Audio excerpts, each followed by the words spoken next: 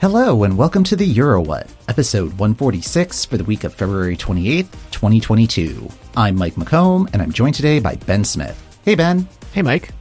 We are a pair of Americans trying to make sense of the Eurovision Song Contest, and this week we'll be talking about the senselessness of the last 7 days. We are recording this on Sunday afternoon, U.S. time, and with all of the breaking news that's happening, information can change minute to minute. The situation will evolve rapidly from when this is recorded to when this episode is available for download.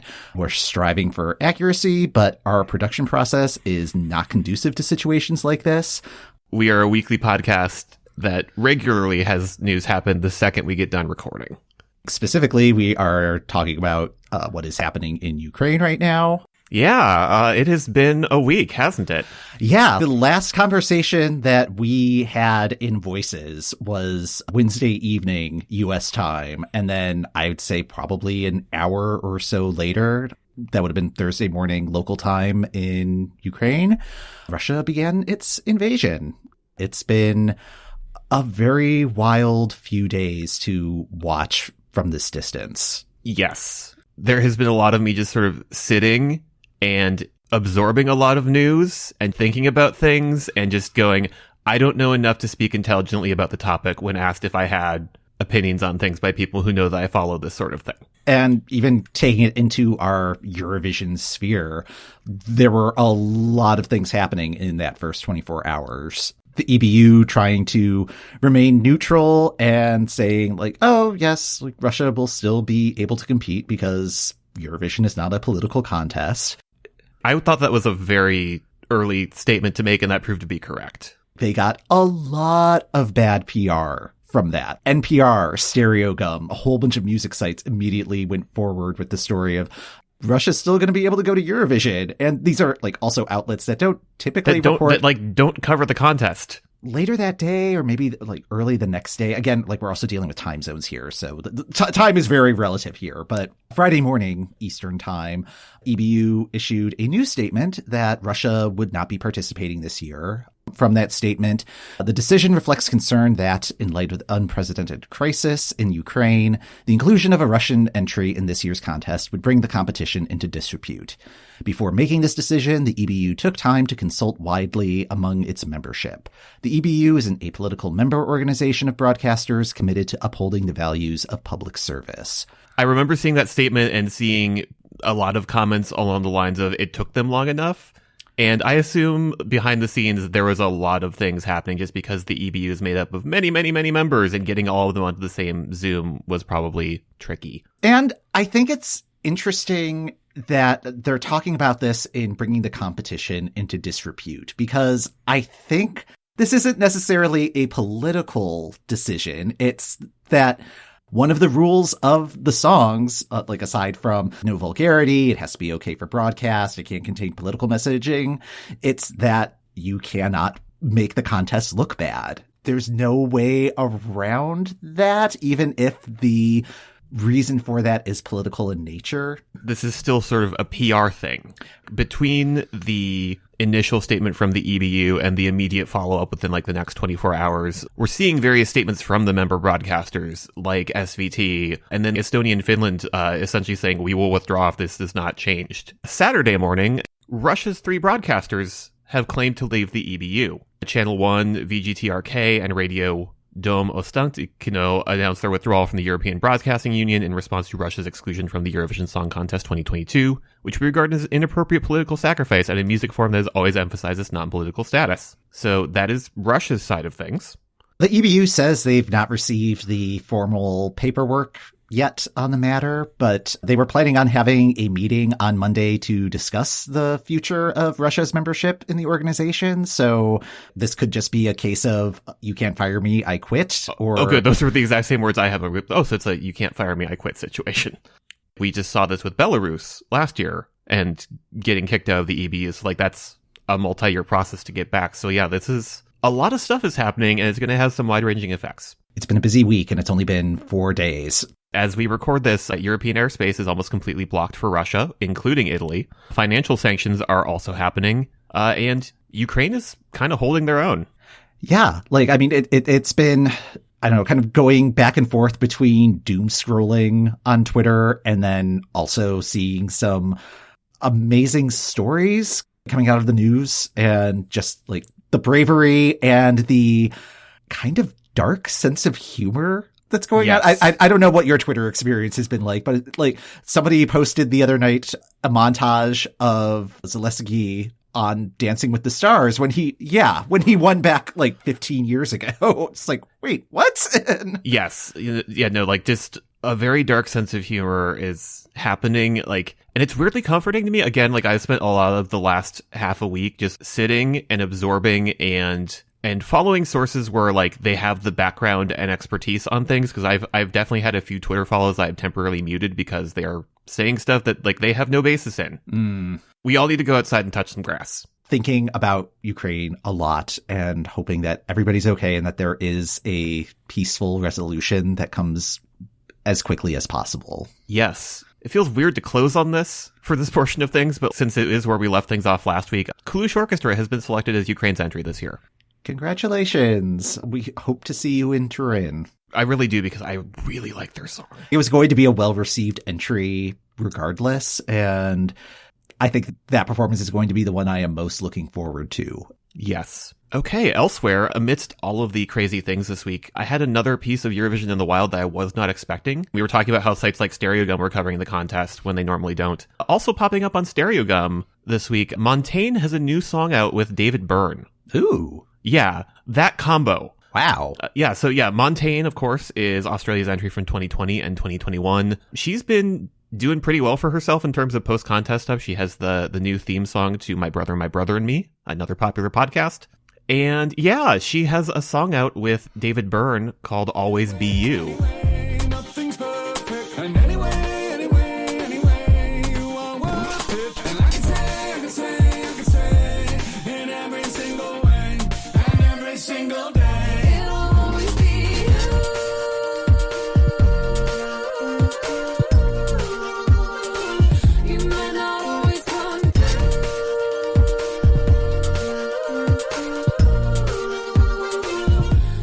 It sounds like it's a case of shooting your shot in terms of musical collaboration.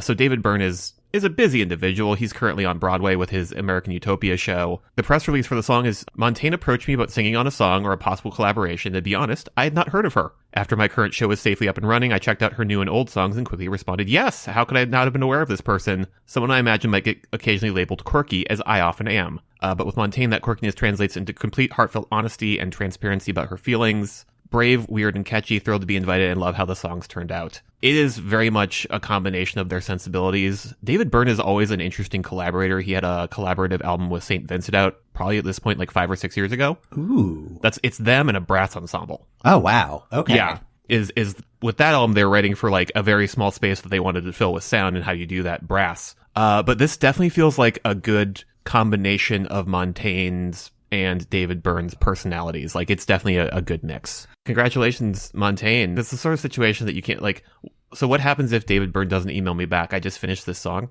Okay. Right. Yeah. I mean, it's just, that's so cool. Like, yes. Very cool. And especially finding this out the week of Australia Decides was just kismet. So Australia Decides happened. I did not wake up at 4 a.m. Apologies to Australia. But I did watch recaps of the performances, and then did dive into the top 3 just to see how things did. Like, I particularly enjoyed Jaguar Jones a few years ago when she first entered for the Australian selection. And I liked her performance this time around too. Staging wise, she was in essentially a paper hoop skirt that did get set on fire for like one of the choruses. Oh, wow. So that was very cool. She ended up placing 3rd. Voyager, who I think was probably my favorite of the entries, placed 2nd.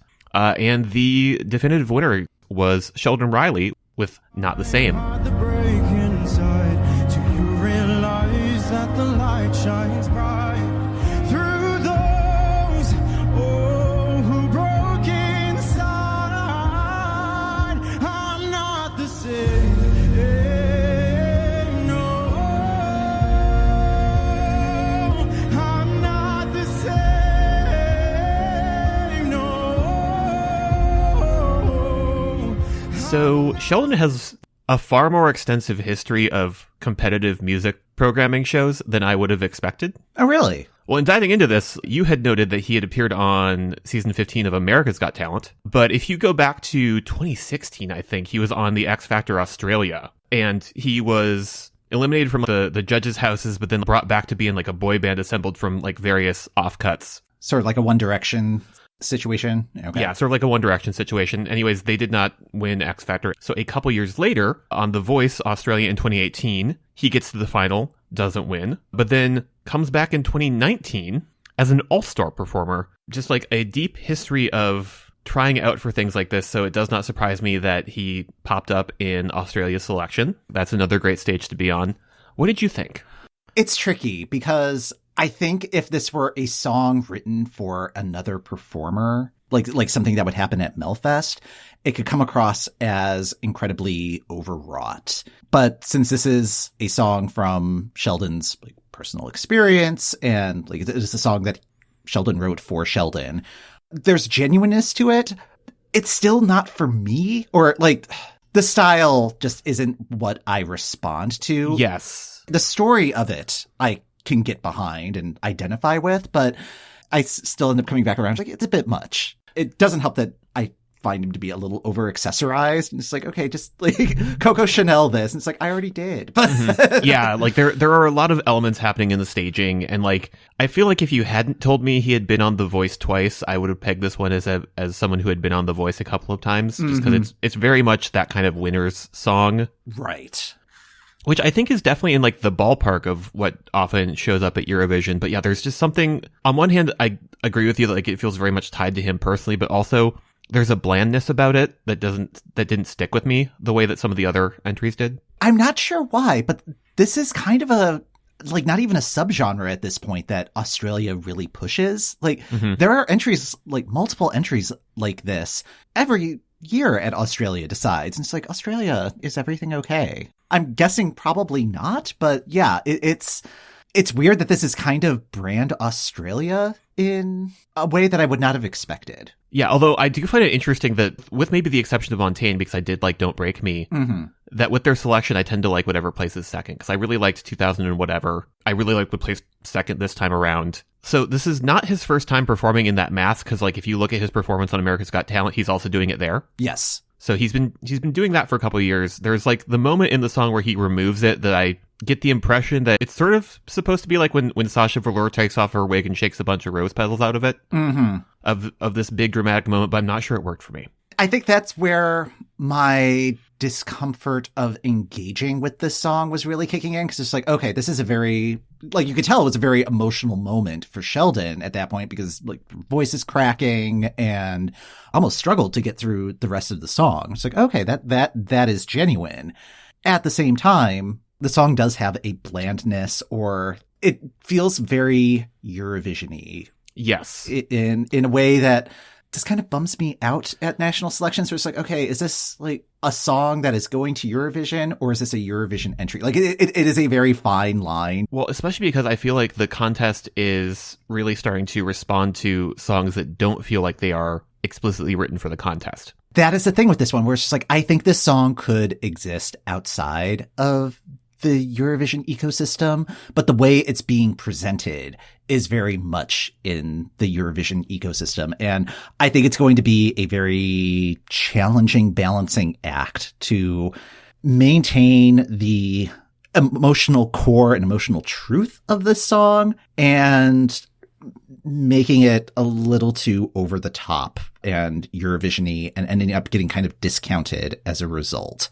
This is going to be an interesting one to sit with over the next couple of months, because I have a feeling it's going to be something where my opinion about it is going to change at least a dozen times. So. Oh, totally. Yeah, well, yeah, and like I hadn't even thought about it in the context of what semifinal it's in. Mm-hmm. Australia this year is in what I keep calling the deeply chaotic second semifinal. That one is going to be just one to watch, isn't it? Just I do not envy the people who have to figure out the lineup for that one. Yeah, does this one go immediately before or immediately after Achille Lauro? You know, like it's just how does that work? So how does that work? Yeah, and then Circus Marcus is being like, "Hey guys, so hello, we're here." And it was also a very busy weekend for Kano, because Kano were special guests at Australia Decides Australia Loves Kano. They're doing another Australian tour, so of course, as long as they're in the neighborhood. But Alexandra was on the jury, and then the group was also the Norwegian jury at UMK in Finland. Okay, what time does Kano's body think it is right now? Yeah, just like is it like 4 a.m. in their trailer, and they're just calling in because good for them. But yes, Finland did have their UMK process. They had 7 songs that were competing. The way the voting worked this time around, it was 25% jury vote and 75% audience vote. A nice fun split compared to other national finals. And the winner of that process was the Rasmus and their song Jezebel.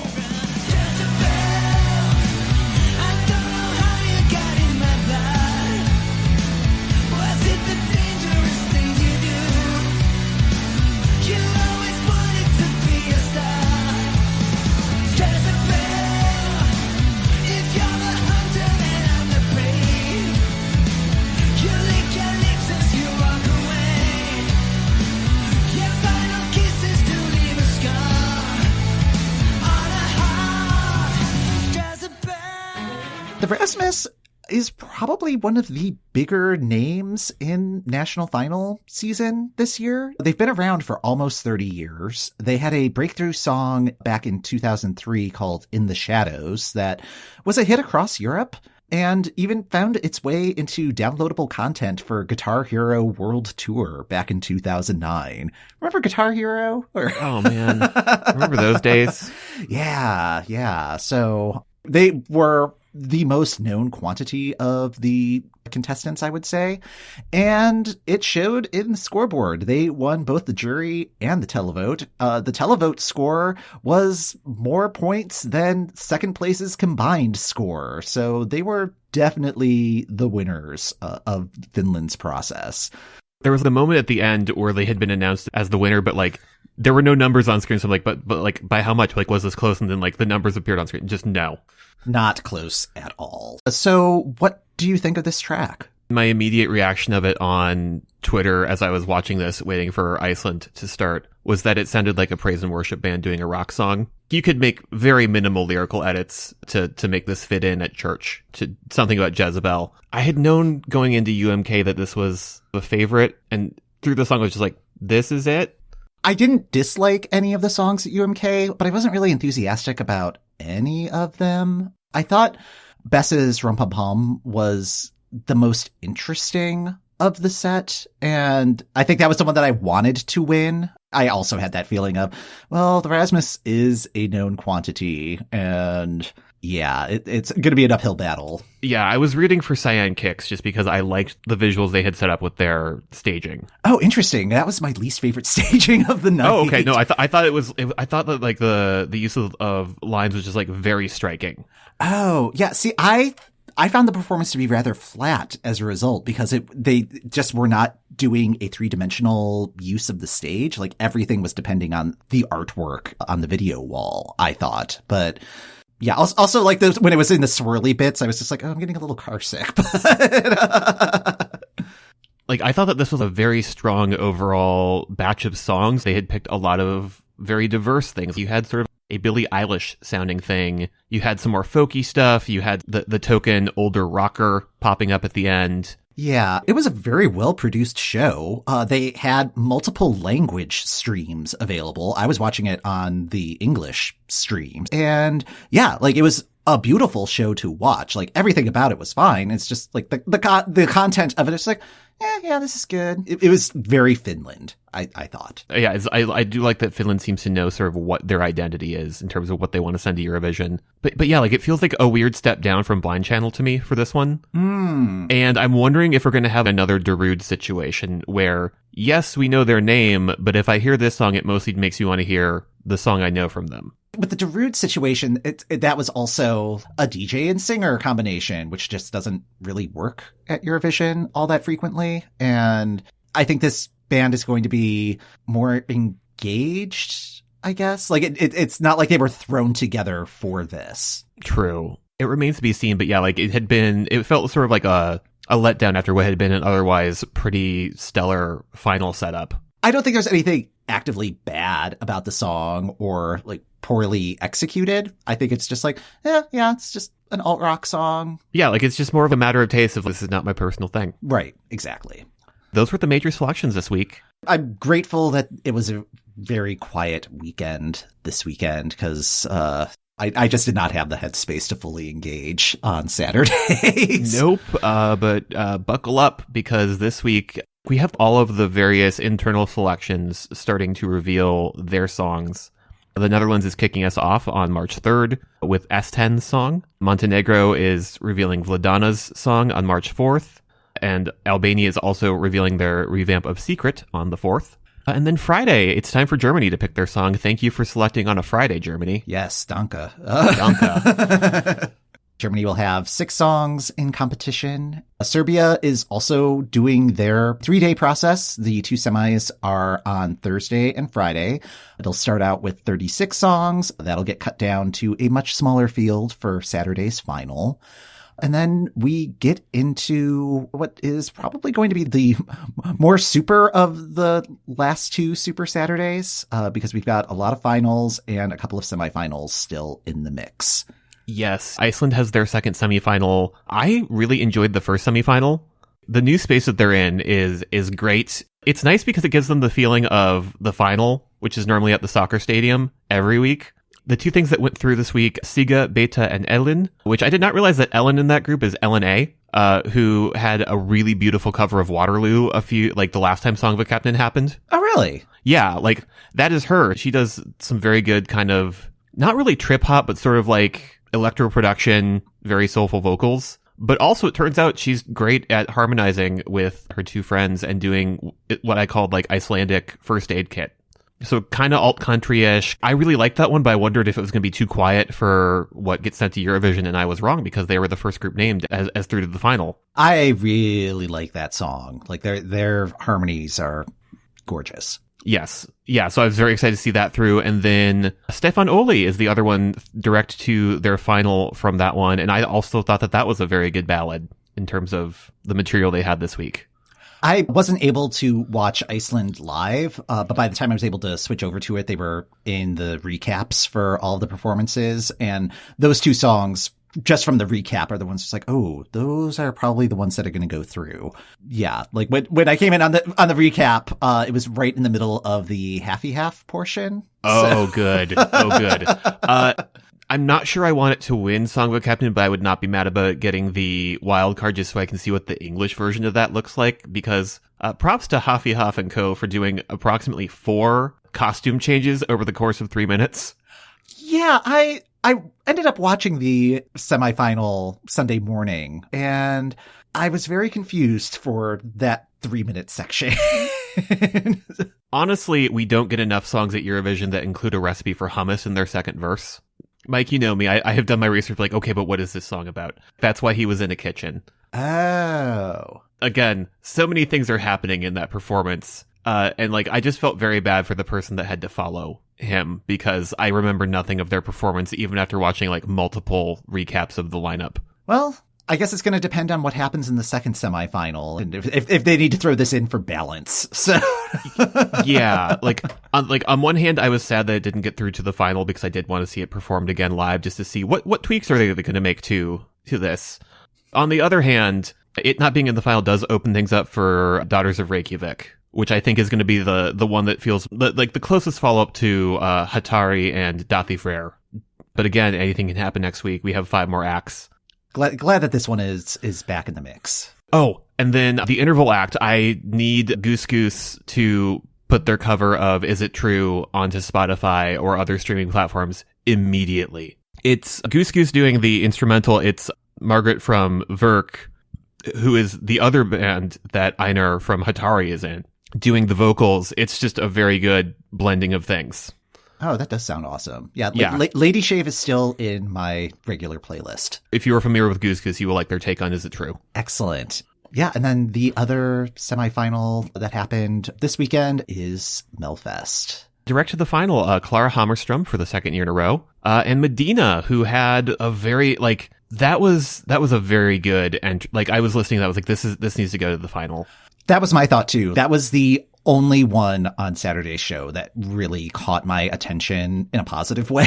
Yes. I was surprised that they were surprised that they did so well. Like every time they cut to them getting 12 points from an age group, I was delighted because they were just like, what? Yeah. I am hopeful for them. It caused me to look up Sweden's history at Eurovision. The last time they had an entry that was in Swedish was in 1998. So, wow. Yeah. So it's like, yeah, maybe switch things up a bit. Do not translate this to English. Do not touch it. Going to this week's semifinal from the fourth heat were Anna Bergendahl and Lydia Sister. Joining them in the semifinal lineup, we have Theos with Som du vill, again, Sweden, send something in Swedish. Hallabaloo by Danny Strayhead. Alvaro Estrella doing Suave. Tonas Achilles with My Way. Cassiopeia, I Can't Get Enough. Lisa Miskovsky with Best to Come. So that should be a fun lineup. I'm not quite sure who I want to get through the final from there, but we'll see. That is a varied list. I will give it that. Mm-hmm. I've had a very difficult time getting excited for Sweden this year. I mean, I do every year, but this year in particular, like my takeaway from it is just like, man, this really feels like what Denmark would be sending a lot of the time. And I feel like this group of semifinalists feels like the correct group of semifinalists, but I would really like to see Cornelia Jacobs get through to the final at this point because it just feels authentic in a way that Sweden's entries don't always do. Yeah, like I think for me it is between that one and Medina's song. Like it should be one of those two. Yes, those two very different songs, but in a good way, and yeah, like different from what Sweden typically offers. Yes, which I think would be good for them. Yeah, because I think they could be in trouble otherwise. But we have to wait a couple of weeks before we can start reading those tea leaves. So. Yep. The other semifinal that'll be happening on Saturday is Portugal's Festival de Canção. The first semifinal's this coming Saturday, and then next Monday is the second semifinal, and then the Saturday after that will be the final. So it's just going to be a 1-week festival this year. In terms of finals that are happening this coming Saturday, Denmark will be doing their Dansk Melodi Grand Prix. They have 8 songs, and it'll be 100% televote to determine the winner. I'm liking that that's 100% televote. Yes, particularly with some of the other processes that are happening on Saturday and the rest of the season. There's some very weird voting mechanics going on. There are some I was about to say thumbs on the scale, but it's like a full hand on the scale. Yeah, well, like France, C'est vous qui décidez will happen with 12 songs. In the first round of voting, 5 of the songs will advance just based on the televote, and then 1 song will advance with what they call the jury's Euro ticket, which I believe is French for wild card. And then the second round is going to be scored as 50-50 jury televote split. I mean, I guess that's how they did it last year, or some version of that last year. Yeah. I mean, it ended up working out for France in the end, but numbers-wise, that seems a little off, but who am I to judge? Exactly. And meanwhile, over in Romania, just shenanigans. Goodness, yes. So, yeah, Romania's process, they had their online semifinal a couple weeks ago. They cut their field down to 10 songs, and those 10 songs will perform. There is a 5-person jury. Each juror will give out points Eurovision style. There's a total of 290 points available from that. And then there is a televote. However, the way the televote, I think, is supposed to work, I had to read this several times to wrap my head around it, and I'm still not sure I got the math right. The song that gets the most votes will get 12 points. The rest of the field will get points proportional to the number of votes that first place got. So, for example, if there were 100,000 votes cast and first place had 50,000 votes, that first place song gets 12 points. If another song got 5,000 votes, that's 10% of the number of votes that first place had. First place gets to 12 points. That other song would get 10% of those 12 points. So 1.2 points. And yes, there will be decimal votes in this.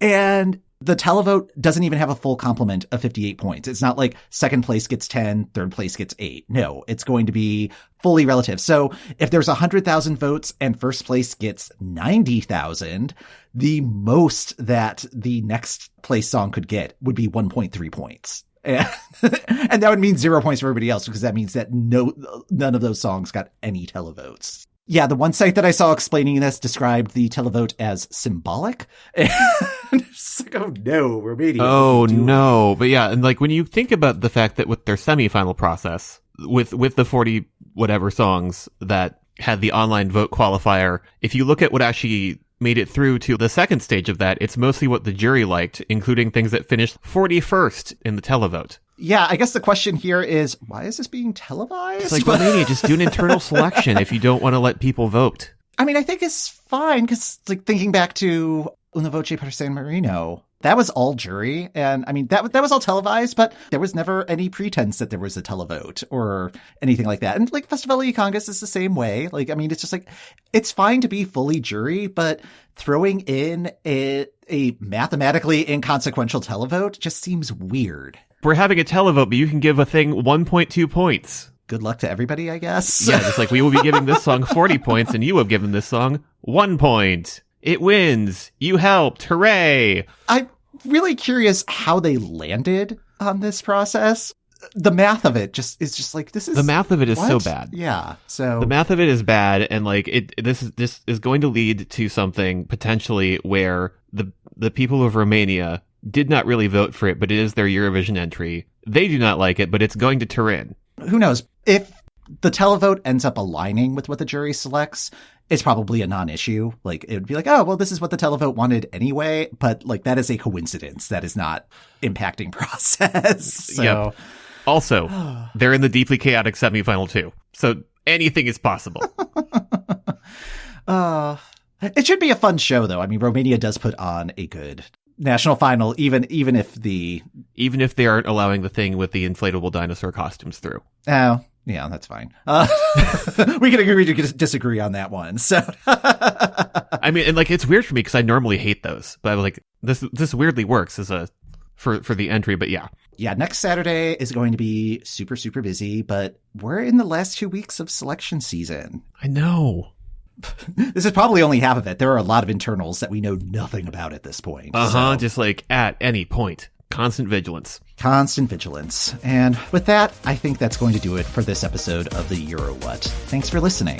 The Euro What podcast is hosted by Mike McComb, that's me, and Ben Smith. That's me. Show notes are in the description of this episode and on our website at eurowhat.com.